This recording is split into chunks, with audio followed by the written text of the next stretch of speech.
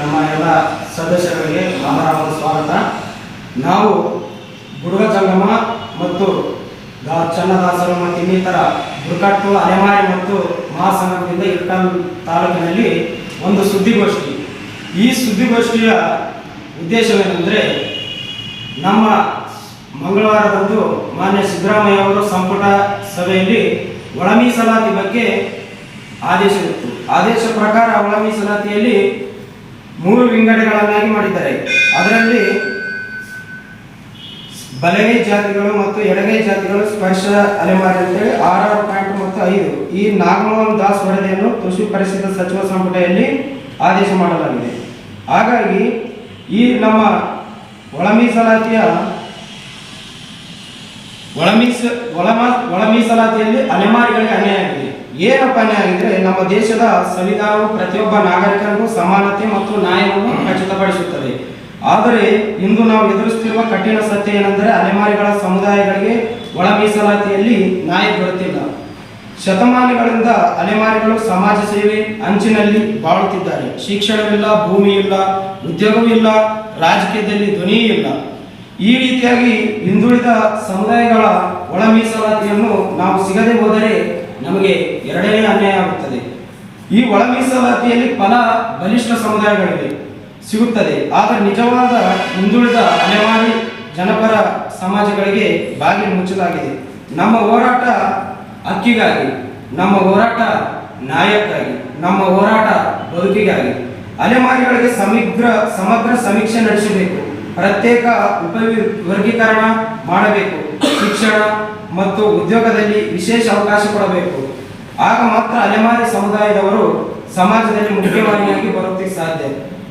ಇಂದು ಕೇವಲ ಅಲೆಮಾರಿಗಳ ಹೋರಾಟವಲ್ಲ, ಇದು ಭಾರತದ ಸಂವಿಧಾನದ ಸಾಮಾಜಿಕ ನ್ಯಾಯ ತತ್ವ ಹೋರಾಟ.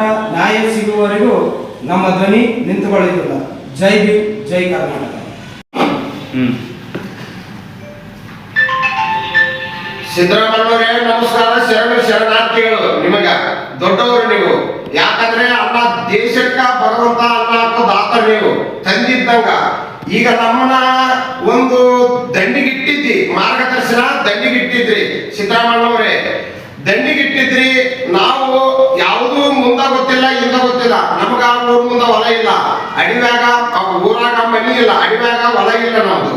ಯಾಕಂದ್ರೆ ಊರೂರು ನೆಲೆದಾಡುವ ಅಲೆಮಾರಿ ಬುಡುಗ ಜಂಗಮದವರು ನಾವು ಕ್ಷೇಮಾಭಿವೃದ್ಧಿ ಸಂಘ. ಈಗ ಹಿಂದಕ್ಕಿಲ್ಲಿದ್ದ ಅಡ್ಡಿ ಹುಡುಗರನ್ನ ಬೆನ್ನಿಗೆ ಹಾಕೊಂಡು ಸಾಲಿಗೆ ಹಾಕಿದ್ದಿಲ್ಲ, ಏನು ಹಾಕಿದ್ದಿಲ್ಲ. ನಾವು ಕಾಲಾಂತರನ ಒಳ್ಳಿ ಮುಂದೆ 3 ದುಂಡಿಟ್ಟು ಜೀವನ ಸಾಗಿಸ್ಕೊಂಡು ಬಂದವರು. ಈಗ ನಮ್ಮ ತೆಲಿಲಿದ್ದ, ನಮ್ಮ ಅಲೆಮಾರಿ ತೆಲಿಲಿದ್ದ ಊರಾಗ ಆಧಾರ್ ಕಾರ್ಡ್ ಪಡ್ಕೊಂಡು, ನಿಮ್ಮಂತ ಊರಾಗ ಸದಸ್ಯರನ್ನ ಹಿಡ್ಕೊಂಡು, ಮೆಂಬರ್ನ ಹಿಡ್ಕೊಂಡು, ಆಧಾರ್ ಕಾರ್ಡ್ ಅವು ಹಿಡ್ಕೊಂಡು ನಿಲುಮೆಟ್ಟಾಗಿ ನಾವು ಊರಾಗ ಬಂದು ಅದೀವಿ. ಕೆಲವು ಮಂದಿಗೆ ಮನಿ ಸಿಕ್ಕಾವ, ಕೆಲವು ಮಂದಿಗೆ ಮನಿ ಇಲ್ಲ, ಗುಡಿಸಲ್ದಾಗ ಜೀವನ ಸಾಗಿಸ್ಕೊಂತಾರ. ಈಗ ನಮ್ಮನ್ನ ಒಂದು ಅಲೆಮಾರಿ ಬುಡುಗ ಜಂಗಮದವರು ಹಿಂದೂ ಸುಡುಗಾಡಿಸಿದ್ರು, ಮತ್ತೆ ಚನ್ನದಾಸರು ನಮಗ ಒಂದು ಮೀಸಲಾತಿ 1% ನೀವು ಕೊಟ್ಟಿದ್ರಿ. ಹಾಗಾಗಿ ಜೀವನ ಸಾಗಿಸ್ಕೊಂತ ನಾವು ಓದಿವಿ. ಹುಡುಗರನ್ನ ಸಾಲಿಗೆ ಹಾಕಿವಿ, ಎಲ್ಲಾ ಹಾಕಿದ್ರು ಈಗ ನಾವು ಒಂದು ದಂಡಿಗೆ ನಮ್ಮ ಎಚ್ಚೆತ್ತದ ನಮ್ಮ ಮಂದಿ ಪಾಪ ದೇವರಂತ ಮನುಷ್ಯರು ಸಿದ್ದರಾಮಯ್ಯನವರು, ನಮ್ಮ ಭಗವಂತ ಪಾಪ ನಾವು ಗುರುವೇಶ ಹೋಗಾಕಿ ರಾಮಾಯಣ ಮಹಾಭಾರತ ಹಳ್ಳ್ಯಾಗ ಬಯಲಾಟ ನಾಟಕ ಮಾಡ್ಕೊಂಡು ಜೀವನ ಸಾಗಿಸ್ಕೊಳ್ಳೋರು ನಾವು. ಯಾಕಂದ್ರೆ ನಾವು ವೇಷಭೂಷಣ ಕಲಾಕಾರ. ನಾವು ಒಂದು ದಾರಿ ತೋರಿಸಲ್ಲ ಸಿದ್ದರಾಮಯ್ಯವರು. ನಮಗೊಂದು ಅಲೆಮಾರಿ ಸಂಘಕ್ಕೆ ಒಂದು ಮೀಸಲಾತಿ ಇಷ್ಟ ಇರ್ತದ ಅನ್ನೋದು ನಾವು ಹುಡುಗರನ್ನ ಸಾಲಿಗೆ ಹಾಕಿ ಎಲ್ಲ ಹಾಕಿ ಜೀವನ ಸಾಗಿಸ್ಕೊಂತಿದ್ದೀವಿ. ಈಗ ನಮ್ಮದು ಕಸ್ಕೊಂಡು ಎಲ್ಲೋ ಒಂದು ಸಮುದ್ರದಾಗ ಹಾಕಿಬಿಟ್ಟಿರಿ ನೀವು. ಆ ಗುಂಪಿನಾಗ ಹಾಕಿದ್ರೆ ನಮ್ಗೆ ಎಷ್ಟೊಂದು ಒಂದು ಈಸಿ ಬರಂಗಿಲ್ಲ, ನೀವು ಒಳ್ಳಾಕೂ ಬರಂಗಿಲ್ಲ. ನಮ್ಗ ಒಂದು ದಂಡಿಗೆ ಮಾರ್ಗದರ್ಶನ ನಮ್ಮ ಬೇರೆ ಸಪ್ರೇಟ್ ಒಂದು ಇಟ್ಟಿದ್ರಿ ನೀವು. ನಾವು ಅದ್ರಾಗ ಜೀವನ ಸಾಗಿಸ್ಕೋ ಅಂತ ಹೊಂಟಿದ್ವಿ. ಹುಡುಗರನ್ನ ಸಾಲಿಗೆ ಹಾಕಿದ್ರೆ ನೌಕರಿ ಬರ್ತಾವ, ನಮ್ಗೆ ಯಾವ ಲೋನು ಗೇನು ಬಾನು ಸಿಗ್ತಾವ ಅಂತ ನಾವು ಮಾಡಿದ್ರೆ ಒಂದು ದೊಡ್ಡ ಗುಂಪಿನಾಗ ಹಾಕಿಬಿಟ್ರಿ. 49 ಗುಂಪಿನಾಗ ಹಾಕಿದ್ರೆ ನಮ್ಗೆ ಏನ್ ಬರ್ತೈತ್ರಿ? ಅವ್ರದ ರಗ್ಗುಡು ಗುಂಪು ಐತಿ. ಆ ಗುಂಪಿನಾಗ ಹಾಕಿದ್ರೆ ನಾವು ಜೀವನ ಸಾಗಿಸ್ಕೊಳ್ಳೋದ್ರಿ. ದಯವಿಟ್ಟು ಶರಣಾರ್ಥಂತ ನಿಮ್ಮನ್ನ ಬೇಡಿಕೊಂತೀನಿ. ನಿಮ್ಮ ಕಾಲನ್ನ ತೆಲಿನಲ್ಲಿ ಇಟ್ಕೊಂತೀನಿ. ಗುರು ಹಿರಿಯರು ನೀವು ಎಲ್ಲ ಅನುಭವಿ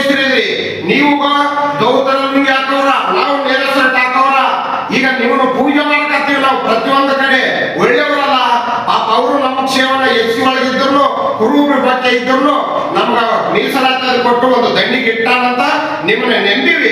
ನಮ್ಮನ್ನ ಮಾತ್ರ ಸಮುದ್ರದಾಗ ಹೋಗಿಬೇಡ್ರಿ, ನಮಗ 1% ಕೊಟ್ಟು ನಮ್ಮನ್ನ ಮೀಸಲಾತಿ ನಮಗ ಬರ್ರಿ. ಮತ್ ಇಲ್ಲಂದ್ರೆ ಜನಸಂಖ್ಯೆ ಪ್ರತಿಯೊಂದು ಊರಾಗ ಅದಾರ, ಪ್ರತಿಯೊಂದು ತಾಲೂಕಿನಾಗ ಅದಾರ, ಪ್ರತಿಯೊಂದು ಗ್ರಾಮದಾಗ ಅದಾರ, ಗ್ರಾಮ ಪಂಚಾಯತ್ನಾಗ ಅದಾರ. ಪ್ರತಿಯೊಂದು ನೀವು ಕೊಡೋ ಮಟ್ಟ ನಾವು ಮಾತ್ರ ಉಗ್ರ ಹೋರಾಟ ಮಾಡ್ತೀವಿ ನೋಡ್ರಿ. ಇದು ಮಾತ್ರ ಖಚಿತ. ಇದು ನೀವು ಕೊಡಕ ಬೇಕ್ರಿ ನಮ್ಗ. ನೀವು ಕೊಡ್ಲಿಕ್ಕೆ ಇನ್ಯಾರು ಕೊಡ್ತಾರ್ರಿ? ನಾವು ಹುಡುಗರನ್ನ ಸಾಲಿಗೆ ಹಾಕ್ಬೇಕಾದ್ರೆ ಊರು ಇನ್ನ ಭಿಕ್ಷೆ ಬೇಡೋದು, ಹೆಣ್ಮಕ್ಳು ಆಗ ಊರಾಗ ಭಿಕ್ಷೆ ಬೇಡ್ತಾರ, ಮತ್ತೆ ಗಂಡ್ಮಕ್ಳು ಆಗ ರಾಮಾಯಣ ಮಹಾಭಾರತ ಹೋಗ್ತಾರ.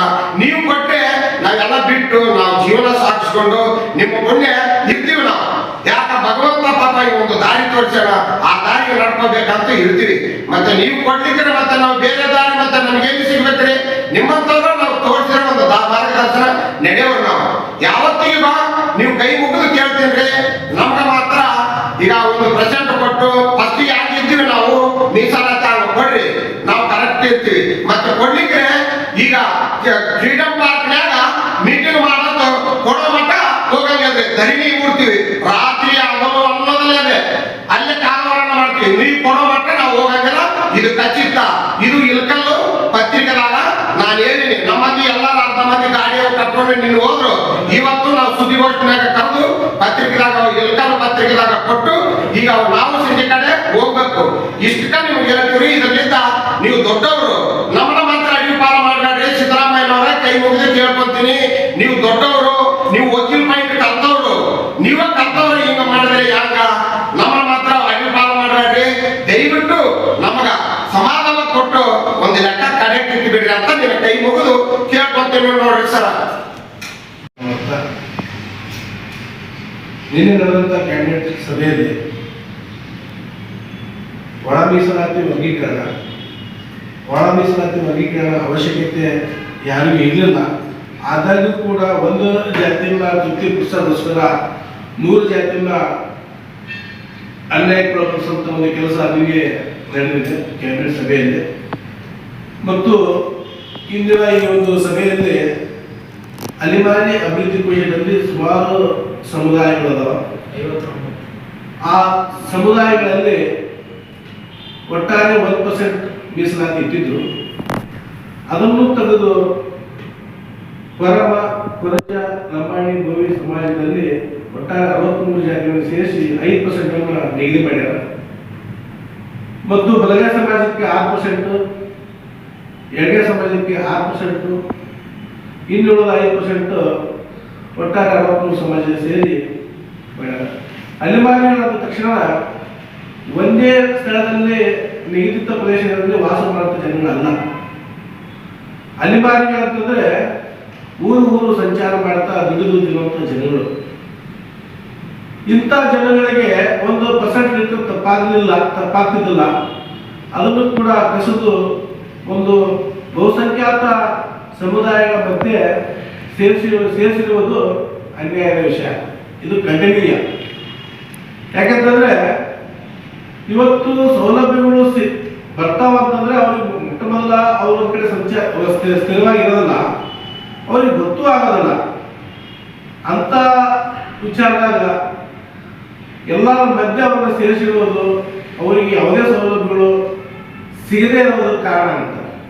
ಯಾಕಂತಂದ್ರೆ ಮೀಸಲಾತಿ ವರ್ಗೀಕರಣ ಮಾಡಿರುವುದು ಮೊಟ್ಟ ಮೊದಲಾಗಿ ಇದನ್ನು ನಾವು ಒಪ್ಪದೇ ಇಲ್ಲ. ಯಾಕಂತಂದ್ರೆ 2A ಮೀಸಲಾತಿ 15% ಇತ್ತು. 15%ರಲ್ಲಿ ಜನಸಂಖ್ಯೆ ಆಧಾರಿತವಾಗಿ ಇವರು ಜನಸಂಖ್ಯೆ ಆಧಾರಿತವಾಗಿ ವರ್ಗೀಕರಣ ಮಾಡ್ಯಾರ. ಜನಸಂಖ್ಯೆ ಆಧಾರಿತವಾಗಿ ವರ್ಗೀಕರಣ ಮಾಡಕ್ ಬರೋದಿಲ್ಲ. ಆದರೂ ಕೂಡ ಸಾಮಾಜಿಕ ಮತ್ತು ಶೈಕ್ಷಣಿಕ ಮತ್ತು ರಾಜಕೀಯವಾಗಿ ಇವೆಲ್ಲವನ್ನು ಗಣನೆ ತಗೋಬೇಕಾಗುತ್ತೆ. ಮತ್ತು ಅಭಿವೃದ್ಧಿವಾಗಿ ಇವೆಲ್ಲವನ್ನು ಸರ್ಕಾರ ಗಣನೆ ತಗೋಬೇಕಾಗುತ್ತೆ. ಕರ್ನಾಟಕ ಲೋಕ ಸೇವಾ ಆಯೋಗದ ಅಡಿಯಲ್ಲಿ ಯಾವುದೇ ವರದಿಯನ್ನ ಇವರು ತಗೊಂಡಿಲ್ಲ. ಯಾಕಂತಂದ್ರೆ ಎಲ್ಲಾ ಸಮುದಾಯದವರು SC ಪಟ್ಟಿ ಒಳಗೆ ಬರುತ್ತ ಒಂದು ಜಾತಿ ಎಲ್ಲಾ ಸಮುದಾಯದವರು ಯಾರ್ಯಾರು ಎಷ್ಟೆಷ್ಟು ನೌಕರಿಯಲ್ಲಿ ಕೆಲಸ ಮಾಡ್ತಾರೆ ಅನ್ನೋದು ಡಾಟಾ ಸಿಗುತ್ತೆ ಸರ್ಕಾರಕ್ಕೆ. ಅದು ಲೋಕ ಸೇವಾ ಆಯೋಗದ ವರದಿಯಲ್ಲಿ ಸಿಗುತ್ತೆ. ಅದನ್ನು ಕೂಡ ಅವರು ಗಣನೆ ತಗೊಳ್ಳದೆ ಇಂಥ ಒಂದು ತರಾತುರಿ ನಿರ್ಧಾರಗಳನ್ನು ತೆಗೆದುಕೊಂಡಿರುವುದು ಖಂಡನೀಯ ಮತ್ತು ಇದು ಅನ್ಯಾಯದ ವಿಚಾರ. ಹಾಗಾಗಿ ನಾನು ಸರ್ಕಾರಕ್ಕೆ ಮನವಿ ಮಾಡ್ಕೊಳ್ಳೋದಿರುತ್ತದೆ ಈ ಮೂಲಕ, ನೀವು ಮೀಸಲಾತಿ ಬೇರೆ ಬೇರೆ ರಾಜ್ಯಗಳಲ್ಲಿ ಬೇರೆ ಬೇರೆ ಬೇರೆ ಬೇರೆ ಬೇರೆ ರೀತಿಯಲ್ಲಿ ಮೀಸಲಾತಿಗಳದಾವ. ಆದ್ರೆ ಸರ್ಕಾರ ಮಟ್ಟದಲ್ಲಿ 50% ಬೀಳ್ತಕ್ಕದ್ದಲ್ಲ. ಆದಾಗೂ ಕೂಡ ನಮ್ಮ ರಾಜ್ಯ ಸರ್ಕಾರದಾಗ 66% ಮೀಸಲಾತಿ ಐತಿ. 66% ಮೀಸಲಾತಿ ಐತಂದ್ರೂ ಕೂಡ ಇವತ್ತು 2A ಪ್ರವರ್ಗ 1, 2A ಮತ್ತು SC ಮತ್ತು ST ಮತ್ತು 2B, 3A, 3B ಈ ತರ ಈಗ 2C, 2D ಮಾಡ್ಯಾರ. ಈಗ ಎಲ್ಲ ವರ್ಗೀಕರಣ ಮಾಡಿರಲ್ಲ. ಅದ್ರ ಜೊತೆಯಲ್ಲಿ ನೀವು ನ್ಯಾಯಸಮ್ಮತವಾಗಿ ಕಟ್ಟಕಡ ಸಮಾಜಕ್ಕೆ ನ್ಯಾಯ ಒದಗಿಸಬೇಕಿರೋ ಸರ್ಕಾರದ ಆಸೆ ಏನಾಗಿದೆ, ಆ ಆಸೆಯ ಪ್ರಕಾರ ನೀವು ಅಲೆಮಾರಿಗಳಿಗೆ 1% ಹೆಚ್ಚಳ ಮಾಡಿ ಇನ್ನೂ 1% ಯಾಕೆ ಕೊಟ್ಟಿದ್ದಾರೆ ಅವ್ರಿಗೆ ಯಾಕೆ ಕೊಟ್ಟಿರೋ ಪ್ರಶ್ನೆ ಇಲ್ಲ. ಅಲೆಮಾರಿ ಸಮುದಾಯಕ್ಕೆ ಯಥಾಸ್ಥಿತ 1% ಇಟ್ಟಿದ್ರೆ 1% ಕಾಯ್ದುಕೊಳ್ಳಿ ಮತ್ತು ಇನ್ನು ಉಳಿದಂತ ಲಂಬಾಣಿ ಮತ್ತು ಗೋವಿ ಕೊರಚೆ ಬ್ರಹ್ಮ ಸಮಾಜಕ್ಕೆ ಕೂಡ ಇನ್ನೂ 1% ಹೆಚ್ಚು ಮಾಡಿ. ಯಾಕಂತಂದ್ರೆ ಜನಸಂಖ್ಯೆ ಆಧಾರಿತವಾಗಿ ನೀವು ಹೆಚ್ಚು ಮಾಡಿದ್ರಂತಂದ್ರೆ ಅವರು ಕೂಡ 24 ಲಕ್ಷಕ್ಕೂ ಅಧಿಕ ಜನಸಂಖ್ಯೆ 28 ಲಕ್ಷ ಈಗ ಒಂದು ಹೊಂದಾಣಿಕೆ ಆಗುತ್ತಾ. ಈಗ ಅವರು ಎಲ್ಲರೂ 63 ಜನ ಸಮುದಾಯಗಳನ್ನು ಒಂದ್ ಕಡೆ ಸೇರಿಸಿದ್ರೆ 28 ಲಕ್ಷ ಜನಸಂಖ್ಯೆ ಆಗುತ್ತಾ. ಈ ಒಂದು ಆಧಾರದ ಮೇಲೆ ಇನ್ನೂ 2% ಹೆಚ್ಚು ಮಾಡಿ. ಮಾಡಕ್ ಬರೋದ್ರೂ ಕೂಡ ನೀವು ಮಾಡಿದಂತಂದ್ರ ಇನ್ನೂ 2% ಹೆಚ್ಚು ಮಾಡಿ ಅವ್ರಿಗೂ ಕೂಡ ನ್ಯಾಯ ಸಮ್ಮತವಾದ ನ್ಯಾಯ ದೊರಕಿಸಿಕೊಡಿ. ಮತ್ತು ಇನ್ನು ಉಳಿದಂತ ನಮ್ಮ 4 ಸಮಾಜಗಳು ಏನು ಗೋವಿ ಲಂಬಾಣಿ ಮತ್ತು ಕಚ್ಚೆ ಕುರುಬ ಸಮಾಜಗಳು ಅದಾವಲ್ಲ ಅವರಿಗೂ ಕೂಡ 1% ಹೆಚ್ಚು ಮಾಡಿ. ನಾವು ನಮ್ಮ ಸೋದರ ಸಮಾಜ ಇವತ್ತು ಬಲಗೈ ಮತ್ತು ಎಡಗೈ ಚಲವಾದಿ ಮತ್ತು ಮಾದಿಗ ಸಮಾಜಕ್ಕೆ ಯಾಕೆ ಕೊಟ್ಟಿ ಅನ್ನೋ ಪ್ರಶ್ನೆ ಅಲ್ಲ, ಕೊಟ್ಟು ಬಿಟ್ಟಿದ್ರಿ. ಈಗ ನಾವು ಪ್ರಶ್ನೆ ಮಾಡಕ್ ಹೋಗೋದಿಲ್ಲ. ಆದಾಗೂ ಕೂಡ ನೀವು ನ್ಯಾಯಸಮ್ಮತವಾಗಿ ಅವ್ರು ಹೆಚ್ಚು ಮಾಡಿದಪ್ಪ ಅಂತಂದ್ರೆ ಇದು ಎಲ್ಲರಿಗೂ ನ್ಯಾಯ ಸಿಗ್ತದೆ ಅನ್ನೋ ಒಂದು ಮಾತನ್ನು ಈ ಸಂದರ್ಭದಲ್ಲಿ ಹೇಳಿ ಇಲ್ಲಿ ನಾನು ಮಾತನ್ನು ಮುಗಿಸ್ತಾ ಇದ್ದೀನಿ. ನಮಸ್ಕಾರ.